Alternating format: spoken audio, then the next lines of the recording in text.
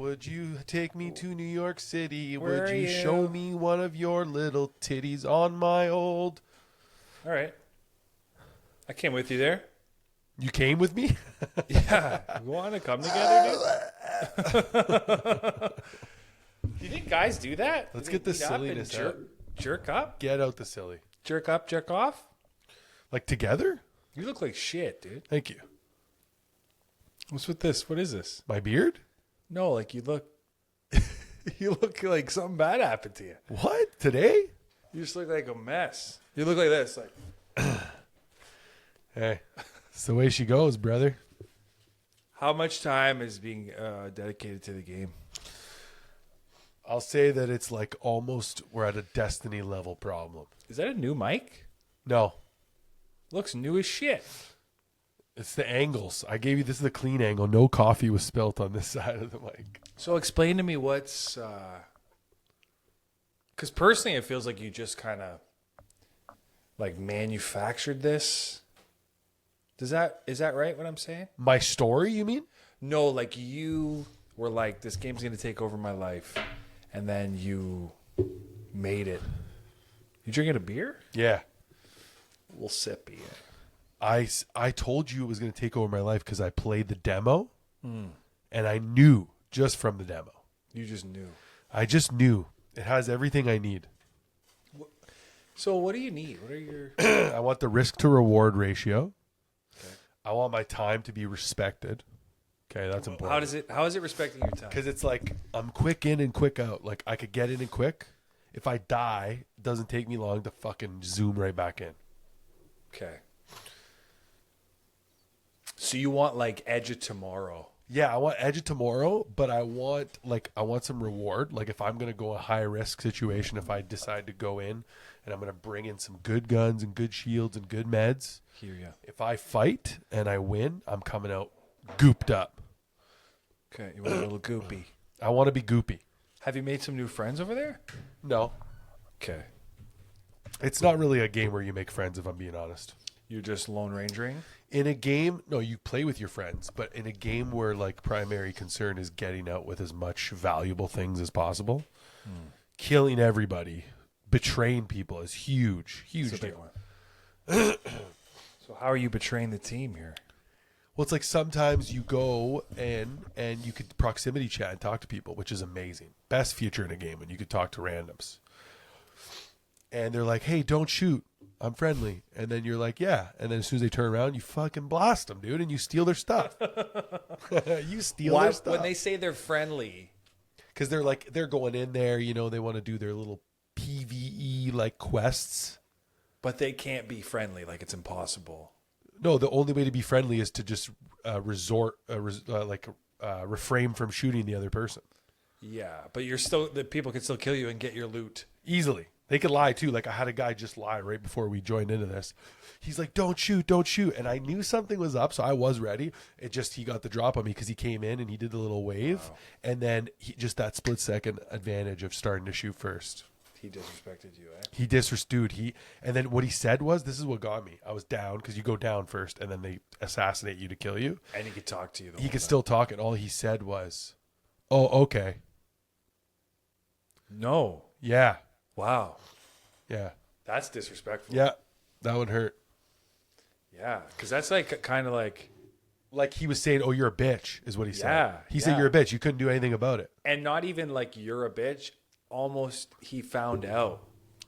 Yeah, he found out, like, you don't have what it takes, He was like, sir. oh, okay. Yeah. I didn't know. Like, what is that? Yeah. How do I That's prepare hard. That mentally? hurts, dude. How do I mentally prepare for that? I don't think you do. No. I think you started another game. That's what I did. Yeah. What about you? What's your life been up to lately? You must be feeling great, dude. You're wearing the Seattle competition sweater. You fucking dork, dude. What? Does it say like big 4 on the back? Is there a big 4? No, but only the semifinalists got sweaters.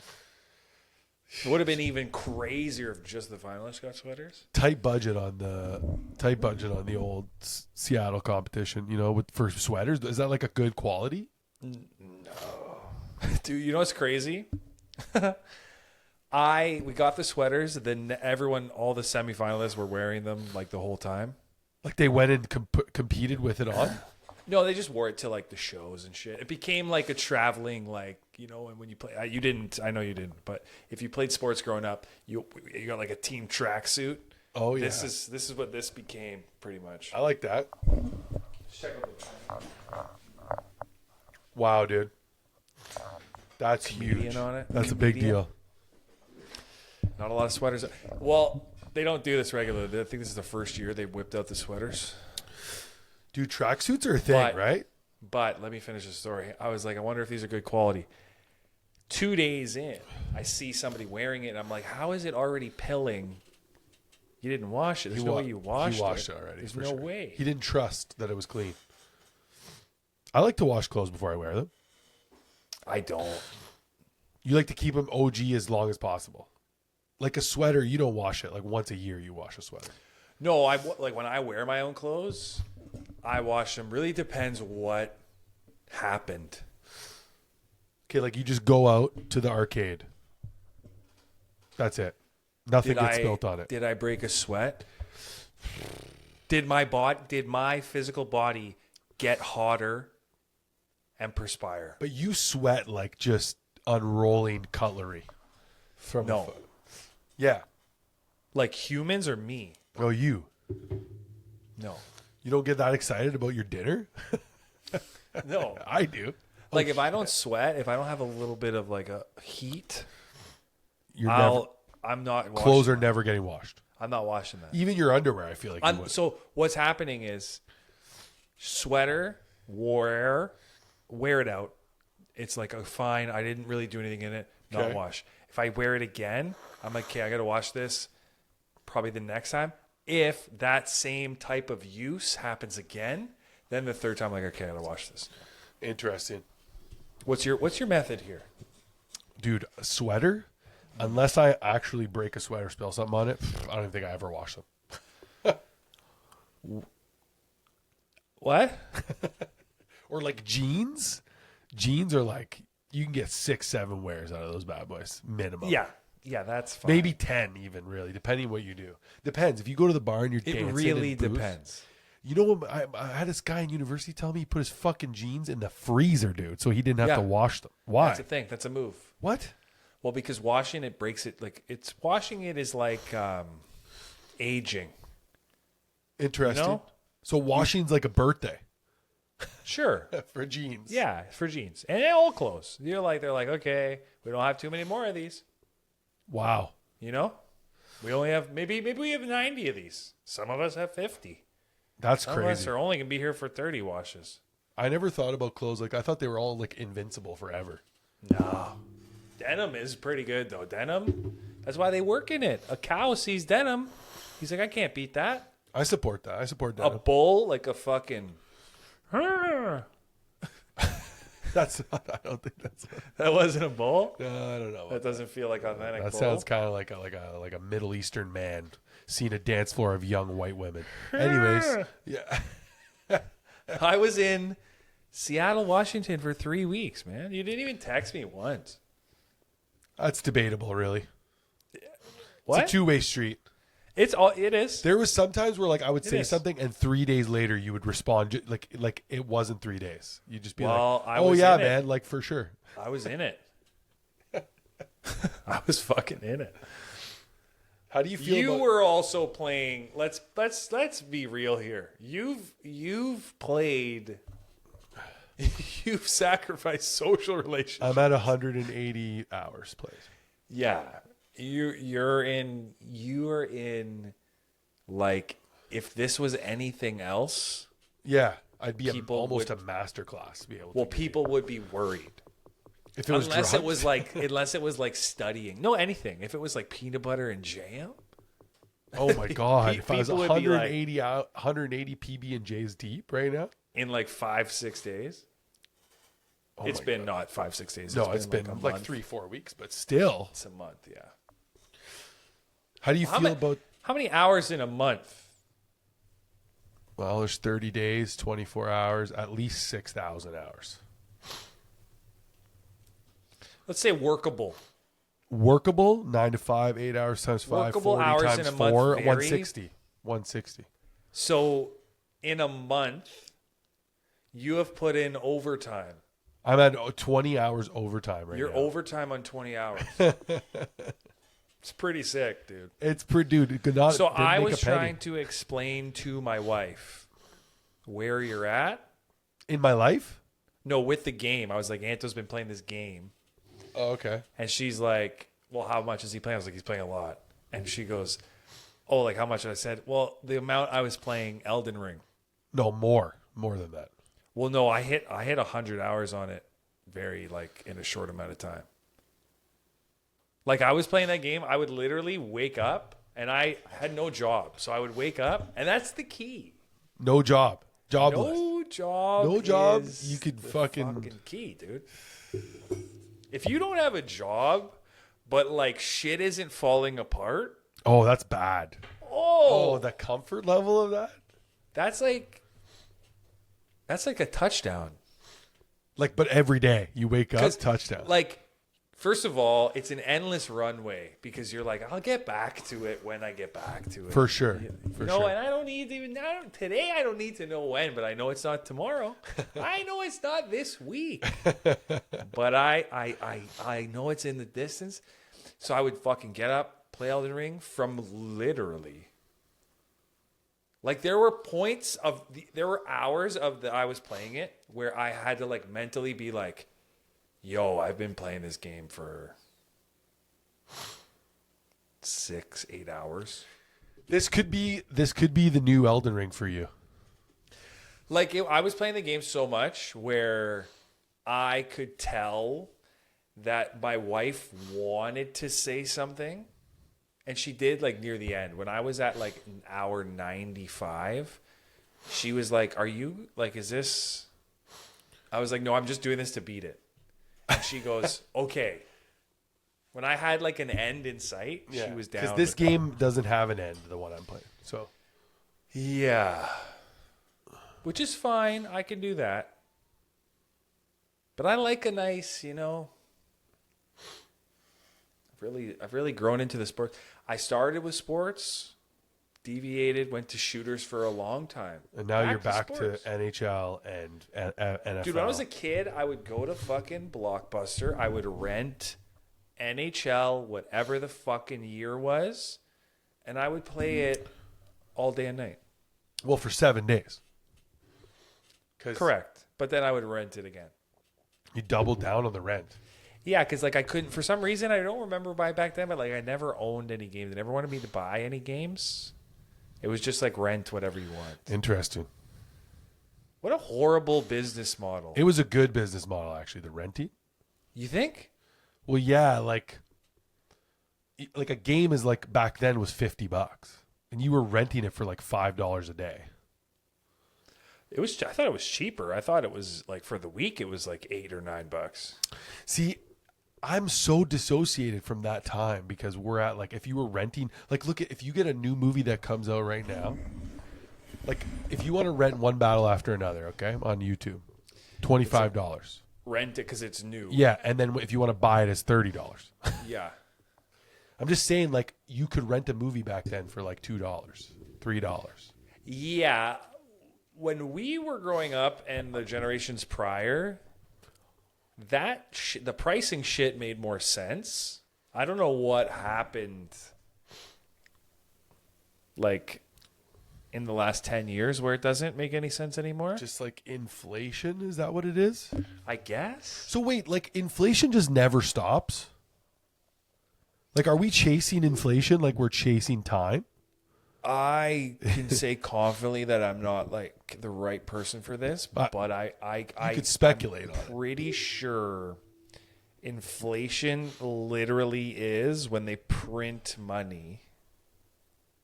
Yeah, because the value of the money is less.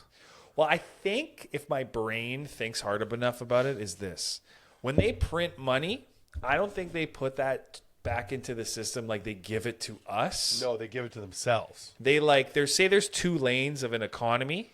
This is totally just me making this shit up. Well, I'm gonna get you the definition before you Yeah, finish. but no, let me finish and then tell me.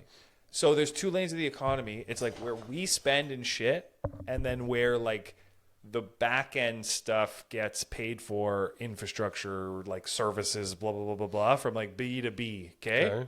And when the government prints money, I think it goes to B2B motherfuckers and doesn't go to us. So then like our money value is inflated or whatever because they fucking... I'm just gonna trail off there It's close. because they fucking... You're close. Right? Inflation is the increase in the prices of goods and services over time. Inflation cannot be measured by an increase in the cost of one product or service, or even several. Rather, inflation in general is a general increase in the overall price level of the goods and services in the economy. Main cause of inflation is the result of lax monetary policy. If the money supply grows too big relative to the size of an economy, the unit value of the currency diminishes. In other words, the purchasing power falls and the prices rise. Yeah, it's the price that inflates. It's not our money. Yeah, it's the price. There's lots of the money. That's what makes the price of the things go up. Yeah. Because it's less valuable. So it's just, but like, realistically, that's a trap. That's never going to end now. We're there forever now. I mean, it really feels like we could just say it's okay. But like, who's benefiting from this right now? Like, who's benefiting? is there a math going on that's free of us? What do you mean? Do you know what I'm saying? No, I don't. Do you get what I'm asking? No, I don't. Like when they say, "Oh, it's inflated," isn't it our shit? Can't we just be like, "No, it's not." I don't. You get it? I don't like it, dude. You start circulating enough stuff. Factors. Like, what's the inflation on the Warner Brothers deal? Like, where's that valued at? Like, where's that $82 billion or whatever it is? 84. So I learned about that a little bit. Well, you went and learned about it? Did you learn that it's being Apparently. contested heavily? So obviously, yeah. I think what I learned was that it's actually not meant to go through. Oh, so it's like a fake? They're doing a fakie? It's kind of like a fake out. So what are they doing? Well, apparently when a company is being purchased, they can't develop IP. Okay. Don't quote me if you want to look this up while I'm saying it, but apparently if I go to buy you, Antonio Inc., for the time of us finalizing the merger, you can't like develop new projects because I guess obviously that's going to change the value. Like, say, for example, you discover Michael Jackson as we're merging and then the value of your company triples. You can't do that. Gotcha. So some people are saying that Netflix does this to stall its major competitor for a year. Then people are going to be like, the deal can't go through. We won't allow this. But then they've literally like held them in place for a year. But like, have they done that before? No, because So Warner then- Brothers wasn't for sale before. Warner Brothers is currently, they have a sale sign on the front lawn. Yeah, it's for Are they sale. in That's trouble? why there's a deal. Yeah. Yeah. So then, crazy. So then they're not really stopping their competition because the competition's already losing. They're already going down the drain anyway. Well, there's other companies that could buy it. It's still valuable just because it's not making But like money. monopoly rules will not let Netflix buy that. Like, it just Like won't if be. this was Canada, they would have approved the sale fucking yesterday because we love Monopoly. We have no anti-monopoly rules here. No, we love it. That's crazy. We fucking love a monopoly. Actually, look it up if there's any anti-monopoly rules in Canada, because if there is, they're broken. They're busted up. They got busted in half. I was reading about that too, homie. Homie's been reading. Monopoly. Homie's been reading, dog. Monopoly. Monopoly. Opalopoly. So there's the Competition Act. The act contains both criminal and civil provisions aimed at preventing anti-competitive practices in the marketplace. Yeah. But like, We don't give a shit, dog. nah. That's so ballin'. Hey? Man, if if that deal goes through, like what? That changes the whole world. Netflix owns Harry Potter, if that's true. Yeah. Crazy, eh? It just changes the whole world, though. HBO? They have everything. They'll have everything. I don't know if it changes the whole world. The whole world? Well, it changes the whole cinema world. Theaters would be dead. They But you know probably what? would be closing down every theater immediately. You know what Aaron said? And I completely agree with him, even though I go to the movies. He's like, I don't go to the movies. If they told me tomorrow that every movie theater was going to close, I would be like, okay. Yeah, me too. I feel the same way. And I think that everybody feels the same way. Yeah, no way. Unfortunately. Have you ever seen the state of a movie theater? Like, it looks like a fucking post-apocalyptic place. I have seen the Somebody's state of it. always I like see the state running of it the around. most. They're If like, anybody, I'm probably in the movie theater the most on the planet. yeah, the building is like think always, it's always almost derelict. It's so close. Do you think that first? Like, let's actually think about that for a second. I think I'm in the movie theater the most in the world, sub anyone that works there. I don't know about that. In the entire world, there's 8 billion people or whatever. But wait a second. Not everywhere has movie theaters. Okay. So Sure. that's eliminate Africa. Do they have We're going to theaters? eliminate it? Do they have movie theaters? Probably. More advanced than I give them credit for. But are guys going to the movies 3 or 4 times a month? I'm going to see Kill Bill tomorrow. It's 4.5 hours. Is it tomorrow? Yeah. Is that the re-release of... It's in black and white. the whole damn thing? Sorry, the whole thing's in color. My bad. Yeah, don't say that it's in black and white. The part that's in black and white is in color in that one. Shit. Are you going with D? And my sister-in-law. 4.5. What are you guys going to... Is there a break? I hope there is. Never been in a movie theater that long. Wow. But wait a second. Honest question. Who, as a consumer, is in the movie theater? Dude, more than I don't know everybody in the just world. play along. Oh my God, dude, you're in there the most. Wow. Thanks, man. Somebody get this guy an award. I think I might be the most in the world. Should we call? Wait, honest. Okay, we're being honest? Go ahead. Should we call Guinness Book?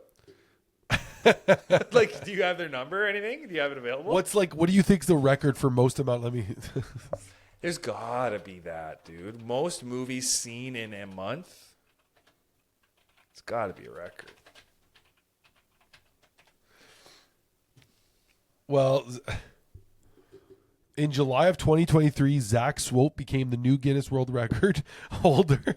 Dude, you're not even close. Oh, bro. hit me up. You're not even close. Please tell me. 777 trips to the movies in 1 year. Oh, wait a second. No way you're even close. Not, Wait, how many is that a month? That's dude, so many. dude, that's months, so dude. many. Dude, does this guy work? Brother, 64 trips per month. He's going twice a day every month. Wow. There's only actually some days he went 3 times. The disrespect he just he didn't even ask me if it was okay. You know, there's an easy way to get around that. You could just buy tickets and not actually go to the theaters if you had to prove it. It's not like Guinness is walking. Yeah, it's not like we're there with them. How much would that cost right now? $20 a ticket? Isn't that sad though? That's $14,000? That is probably the reality. That if they close the movie theater, like if tomorrow they said there are no more movie theaters, people would probably be like a little sad, but like they would literally not care. Yeah. Or you know what they'll do? This is what they'll do. They're gonna starve it out, close all the Cineplex and all those other bullshit theaters. Then they're gonna come out with Netflix cinemas. Probably. And they'll be like nice, brand new, comfy, cheaper than everywhere else. Well, do you know why it's weird that if there are no cinemas? Because that would be the first time probably since we started doing like theater and plays. It would be history.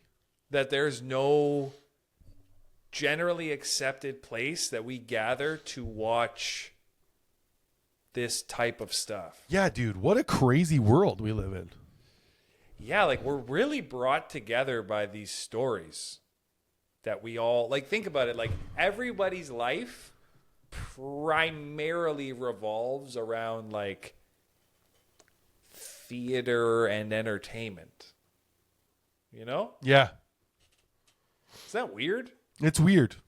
Like the Spotify Wrapped thing. Like everybody's got a rap. Yeah. Like why do they have to do that? This time when I saw the Wrapped, that's the first time it all felt kind of like lame as shit. The first time that it happened, remember the first few times they did it? That was cool. You're like, "Oh, okay, I didn't even realize this was a thing." But now you're like, "Oh, nobody gives a fuck about Not one person. Oh, I listened to No Scrubs a lot. That was mine. That was one of my top 5. No That's Scrubs. crazy. All of my fucking 5 were like female. Well, for me, I posted because I don't have Spotify. I have YouTube Music. And like a bunch of my friends were like, "You're a fucking loser." Wow. I was like, "Oh, thanks." Oh, okay. Like this was quote unquote message. Oh, okay. YouTube Music, laughing face, laughing face, laughing face. Isn't that interesting that we do that to ourselves? Like, sorry, what's the purpose exactly? Oh, I get to listen to the music that I want to listen to, but I'm not listening to the same platform as you? Like, what? That's like somebody coming up to me being like, "Gray shirt? Fucking bitch." Like, what? Like, what? Covering your body, dude? You have a t-shirt on, you homo? Like, what? Like, what? There is something weird. We cannibalize like that. It's odd. It's like, "Oh, you have a Samsung? I didn't know that you were a dirt poor." Like, what? Like, It's what? like $8,000. Yeah, like it's so expensive to have one. It is strange. I don't know why we do that. That's called that's called keeping up with the Joneses, brother. True. You're not wrong. Did you watch Jay Kelly yet? Jay Kelly. Yeah, it's on Netflix. It's good. No. It's a Noah Baumbach film. I didn't watch it. George Clooney and Adam Sandler. Oh, it's new. It just came out like 2 days ago. You know, I don't know how I feel about George Clooney. I watched it, honestly, and I will say this. It felt like, so this is what's interesting about the movie. I might spoil it. I don't think you'll care, though, anyways. It doesn't matter. Do you want me to talk about it? Oh, hit me in the fucking So, jaw like, with I'm it. watching the whole movie, and the whole time I'm like, because at first I'm like, this is a fucking feel-good Oscar grab bullshit movie. Like, I was like, I'm not going to like it. And then as I'm watching it, I'm like, okay, I kind of like want to know what's going on. And I realized that by the end, my thoughts were true that George Clooney wasn't really acting in the movie. Like, he was just being himself. I could tell. The more I watched it, I'm like, he's not trying to be somebody. He's just being himself. And then at the end of the movie, you know, he plays an actor in the movie who's like near the end of an illustrious career, and he's getting this tribute. And at the tribute, they're playing like clips from all of his past movies. And up until that moment, you're out of the movie. Like it's Jay Kelly, whatever. But as soon as they show his character face, he plays is Jay Kelly. well, no, the movie clips they're showing during the tribute are all George Clooney movies for like 10 minutes, like quick. But like Munich? Like real George, yeah, all of his movies. Huh. That's why I'm saying it fucked me up, because the whole time I'm watching this movie and I'm thinking, why do I like George Clooney's performance right now? Because it feels like he's being himself. But then it's like this weird fourth wall that happens because the tribute is for Jay Kelly, this actor in the movie. That's what I mean. So Clooney plays the character Jay Kelly. Yeah, exactly. But then all the movies for Jay Kelly are all the George Clooney movies. Monuments Men, Ocean's 11, 12, 13. Like all of them. Anyone you could think of. And he was it. Yeah, so it's bad. What you're telling me Jay Kelly's bad is what I heard when I don't think so. It's a movie about a celebrity actor who is at the end of his career. Yeah, he doesn't know that till the end of the movie. That's all we get? Yeah, kind of. Oh, okay. Yeah. Oh, okay. Dude, that sounds like shit. I just actually listened to my next guest needs no introduction. The Adam Sandler one? The Adam Sandler I thought it one. was great. It was fine. I thought it was good. I didn't know that Adam Sandler had a writer like that Healy guy.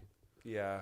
So how do you feel about like a comedian who has like a writer or writes his own jokes? Like, is there like a faux pas, or is there like some sort of, taboo about that in the business? Well, there's not a taboo because like you can get hired with Just for Laughs to write for a headlining comedian. Okay. I think that is strange. Like, would you rather be a writer or the comedian on the stage, or you're doing both? You're never having anybody write for you. Both. You like, I don't know how. It's like, personally, I think that this skill of being able to make something you didn't write funny it's doable. It's not the hardest thing. It's just like, I don't know. What makes it the art is that you create it, I think. Like, stand-up comedy isn't stand-up comedy because anybody can write or anybody can, like, do the jokes. Does that make sense? Am I making sense? I don't think anybody could get up on stage and do the joke, whether somebody provided to them or not. Yes. You think they can? No, I think that's right. So that's what I'm saying. I don't necessarily think if you have somebody who's like a really, because you could have that. You could have like somebody who's got a natural, like, be on stage. Well, that's personable. what Cedric the Entertainer is. Pretty much. Like, he doesn't write his own stuff. He's just an incredible. I didn't even know he was a comedian on stage. He's an entertainer. It's in his name. He like sings and dances and like. Yeah, I just mean, like, when I think about, I didn't know, like, I'll tell you this, like, I didn't know Adam Sandler had like a writer partner. And I'm sure that guy doesn't write all the jokes. I'm just saying,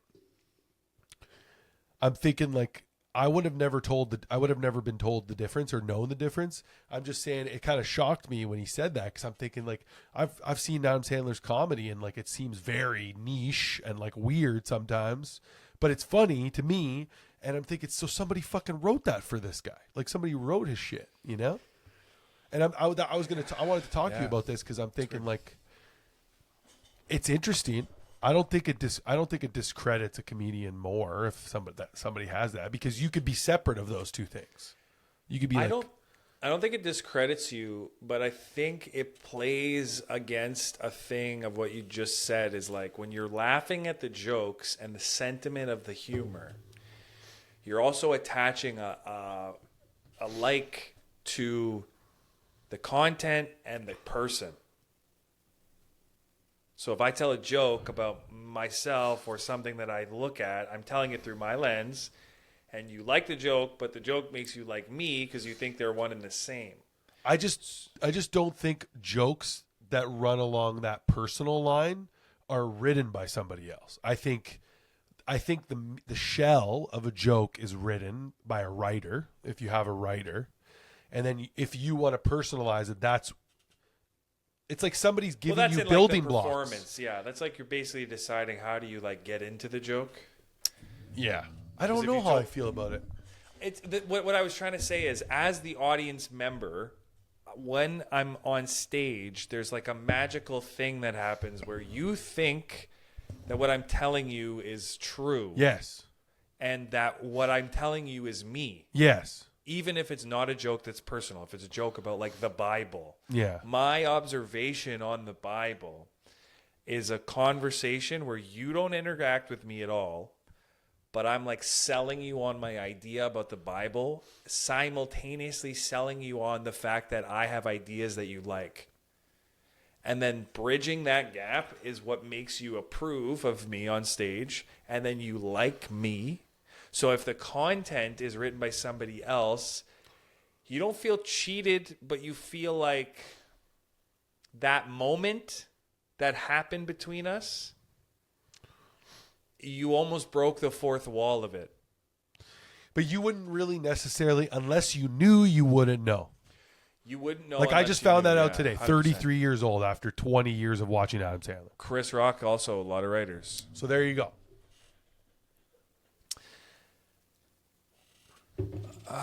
Like you really would never know. You just But wouldn't there's a know. reason. There's a reason that they don't advertise that. I think it's because they know that it's not that it's wrong. It's just there's a sentiment attached and connected to. Like that's why Jim Gaffigan's like my wife and I wrote this, and then all the content is about him and his wife, and then people are like, yeah, I love this. I love you, and I love this.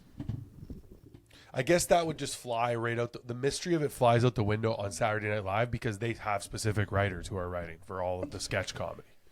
Yeah, but the mystery is in them performing it, and then that there's improv. So they have like the scene, and then you fall in love with the idea of who they are in a moment of having to make a decision. That's why comedy and entertainers are so attractive. Is you create a scenario that we've all been in, and think of high school. Oh, we're in a class. This is funny. Whoever makes like the funniest joke or contributes to the biggest laugh in the room is basically saying to people, more often than not, when this scenario comes up, I'm going to make you laugh. And that a feeling you get, that joy that you get of laughing is attached to me.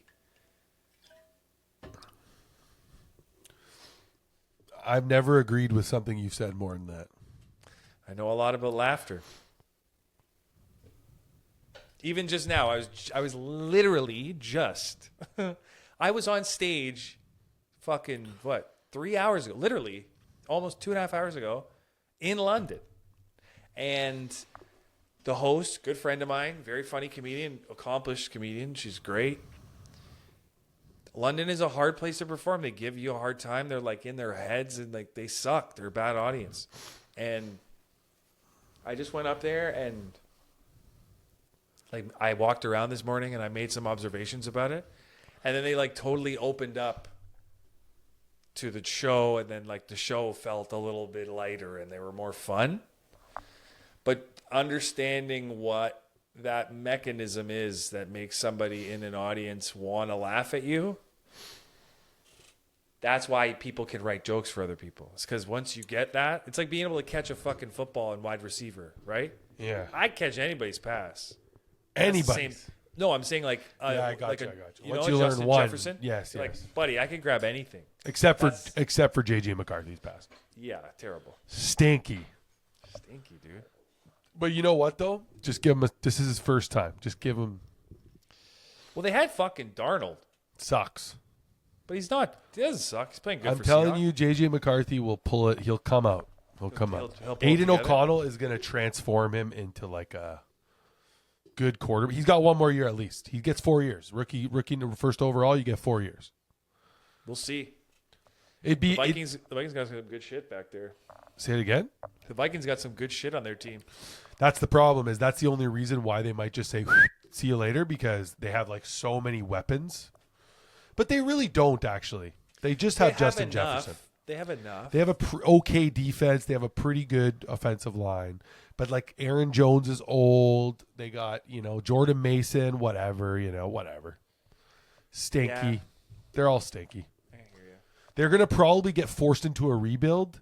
But if they could somehow convince J.J. McCarthy that he doesn't suck. What happened? He just like got the yips all of a sudden? Dude, his mechanics are not very good. The way he turns, the way he looks in the pocket, he's like kind of like Uncomfortable. He's just not a really like confident guy. You need confidence. Sports, you need confidence. Dude. He's been rocked a lot too. Like he's been, he's like this young kid. He's been fucking absolutely decimated behind the line. What I learned in this competition. What did you learn? Oh man, the most. It was probably single-handedly the best comedy experience I've ever had in my life. Wow. Well, it was great. Listen to how crazy this is. The competition is a month long. Yeah, There are that's crazy. Two preliminary weeks. I think I mentioned this before. But like the first show, the first 5 shows are in like 100 to 300 seaters, which is fine. Yeah. Fun, good rooms. And then the semifinals are all in like 5 to 800 seat theaters. Is that crazy? Is that the most you've been in? Well, it was until I made the finals. So you went from the most to the second most. To the most. So the first night was the most. This first night in the semis was the most people I ever performed for. And that must have been 700. nerve-wracking. Is that No. Really? Well, Because you could hear 700 people laugh. Like you the could thing hear is, and you did. Yeah, it was great. Like them. You the could thing also is, hear them not laugh. the setup of the theater. Like, it's weird to say this, but if you could put your hands up like this to your face, I could get all 700 in there. Wow. In the way it's set up, I could get all 700 in like this kind of viewpoint. Amazing. So that makes it feel less intimidating. Okay. Because if I was looking out and I had to like go like this, like Yeah. it's different, right? I hear so you. then the first night, I think it was 700. The next night was 800 in the semis, and then I think the night after that might have been 9, and then it was started to go down. And then in the finals, it was like 100, 200, 300, 1,500. Whoa, why did it go Jesus? Why did it go 1-200 the first couple nights? So every show is different, and that's why it's such a unique contest, and why making the finals is like respected, is because you do shows all over the state of Washington. I literally did road trips where we're driving like 2.5 hours With somebody else or by yourself? Yeah, with other comics. Yeah.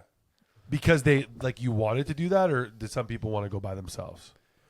Well, no, it's kind of like a must happen scenario. Only one guy traveled by himself, but I found out later he was like a Seattle comic, and he just kind of kept to himself. But he was from there, so he had a car. Myself and a bunch of other people, like, you needed to travel with people or you weren't going to get to anything. Okay. Like, the first show that I did was 25 minutes from my hotel. The next show was 5 minutes. And then every other show was like, I needed help to get Like there. 2 hours? Hour, 2 hours. One of them was 3 hours. I guess you're not fucking taking an Uber. Oh my God. Dude, so Uber in Seattle has like a surge charge because they pay a fair wage. And I think I might have mentioned this to you last time. It's like insane. My Uber so the Uber was 20 minutes from the airport to my place where I was staying. It was $90 US. So like, what was this alternative? You rented a car and shared it with those people? You rent a car and you maybe get some money from the other comics and just be like, yo, can you guys help me out? Like, everyone was helping each other out. Like, I'll give you gas and like this and that and the other thing. Every night, different judges, different town, different. That's everything. crazy. We did them in movie theaters. I don't even know if I like that, because that's like too much is left up for fucking interpretation in the end. Like, because you're pretty much moving to Seattle for a month. You moved there for a month. What's actually invaluable. You should have drove there. Oh. That would have been a good idea, honestly. Honestly, maybe. But the time, I wouldn't have the time.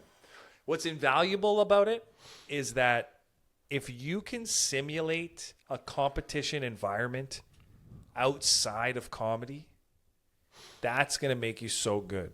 Because every night, somebody judges you and presents you with the top 5 comedians. And you were in the room.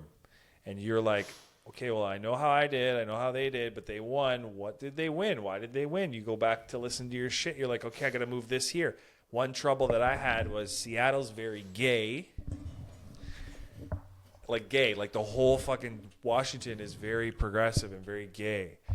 But they're lame. Like, there's like a West Coast lameness where they take themselves too fucking serious. So if you joke, I have the gay brother joke. It's the whole bit about my brother. If I did the part where he dances from his room into dinner at the end, they didn't like it. They were like, oh, we're making fun of your brother that he's gay. You like found that just by doing the joke, and then nobody laughed. Not that they didn't laugh. It's the way that they laugh. Oh. If I put that in the beginning, though, changed the whole joke. They loved it. And then I put the priest part at the end. So for them, it was like, you can't have the buildup of my parents have this person. My family doesn't know how to deal with it. They're like this. This is their background of why they're not comfortable. Then here's the scenario that they're not comfortable with. For the people in Seattle, they needed this scenario they weren't comfortable with, and then the reason that they might not be comfortable with it. And that's what makes comedy hard, is you're going into different fucking markets. And that's why when they say a special, it's because those fucking jokes are proven. Those you could take to the fucking bank. Those are ones are like, no matter I've done them where. 1,000 different places. They smash every time. Exactly. That's why it takes so long. So is it your turn to do a special? I'm doing an album May 8th and 9th. I don't want an album. I want to see you. It'll have a video, but like I don't have a special. What it really is a marketing tool. So have something to market before you need the tool. So to get the visa, I need an album. I'm actually a lot closer to a visa than I thought I was. But yeah, contest was sick. Did a bunch of shit. Then you come back and you become a piece of shit. You become a piece of shit. The coolest part really about it is that it gave me a lot more confidence, and people just start treating you different. Like you went to the Starbucks, they're like, big number 4. Not Starbucks, but like the comedians. Okay. Like comedians that I know I don't really talk to that much. Now they fuck with you. They're technically like, good job, dude. I saw it with Danny. When Danny won, like, he was the same guy post-pre. Same Danny. Same guy. He would do the same shit. He would smash on stage. Same guy. Pre-Seattle Comedy Contest, he's just like, Danny. Okay, it's Danny. After, Martinello? Like, watching people do that kind of shit is strange.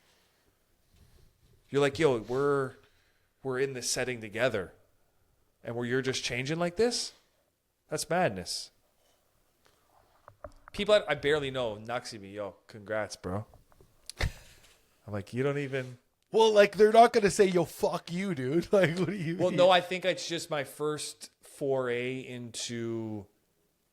And this isn't, I haven't even achieved anything, but like when people think you have success, attaching themselves to that is like currency. That's how we move. Is Just for Laughs still going, or you're not into Just for Laughs? Just for Laughs is still going, and they've actually changed how they receive submissions. So that could be next. It might. Well, I already submitted to it, so I already got the thing. But it might. I don't know. Just for Laughs is weird, man. They're a weird business. Want to hear some crazy cool shit? No. Okay, go ahead. The guy who's headlining tonight in London actually opens for Howie Mandel. Howie flies him out on a private jet from Canada to fucking open for him. And he asked him about all the Just for Laughs things because Howie was a part owner of Just for Laughs. During that time, there was a Sirius XM comedy channel on the radio that was specifically for Canadian comedians. And they took it off the air when Howie became a part owner because they just wanted to take it off the air. Soon as they took that off the air, the Canadian comedians fucking lost their minds. At the time, I was very new and I didn't understand why. The reason is because they're getting a few fucking $1,000 every month from Sound Exchange, which is their album on Sirius XM radio. Because you're getting plays, so you're getting fucking royalties like all the time. A lot of these guys had albums. They lived off the album for like 10, 12 years. So they take off that channel, people lost it. So they petitioned and they fucking got together and this and that. And they tried to, all these things to try to get the channel back. They finally got it back and dedicated all the time to Canada content, blah, blah, blah, blah, blah. Howie didn't have enough power at the time to like actually do anything. He was sort of a partial owner. But this guy was telling me the ideas that he had that they just weren't going to go for. What they wanted to do was have Kevin Hart for 8 hours walk around the whole festival live streaming, and Kevin Hart signed off and agreed to do it. They wouldn't do it. They also they were going to have people private jet, so you could have also the festival in New York, so do Montreal and New York. So you'd have like a Kevin Hart do a set at 7 in New York, and then fucking come and do like a 10 in Montreal. So you'd have them literally do the same show in different cities in the same night, and they just didn't want to go for it. Well, they probably is going to cost a lot of money, probably. But it was all there. Like they had, it's all available to them. It's just how you present it and shit. And that is so fucking Canadian, dude, to have the gold and just squander it. That's so true because we have a lot of gold and we're squandering it. We're squandering, man. Even Blackberry, one of my favorite movies. Think about it. In what reality do you invent a market, fucking dominate it, and then lose it all entirely because of just hubris? Yeah, yeah. They just didn't roll with the times, brother. They were like, keyboards are the way to go. You know what I realized, man? Having one amazing idea and turning that into a $1 billion or $1 million idea, amazing. Skill, amazing. Being able to do it more than once, Yeah. it's like 100 times more skill than even that. Yeah. That's fucking exciting. That's it, eh? dude. I was so excited. How badly do you just want to launch your fucking body right Dude, back I want to into go the to game? fucking Toledo, bro. That's what I want. Is that what the map is? It's the world that you're playing in. Of course. Well, that's been me, baby. That's been us. Don't tell us to be sorry because we're not. We're never sorry. May 8th, get your tickets. I could probably make that work. You want to come watch the album? Burlington Yuck Yucks Comedy Club, Monday or May 8th and 9th? Sure. Well, we'll see you there, baby. Peace. Peace.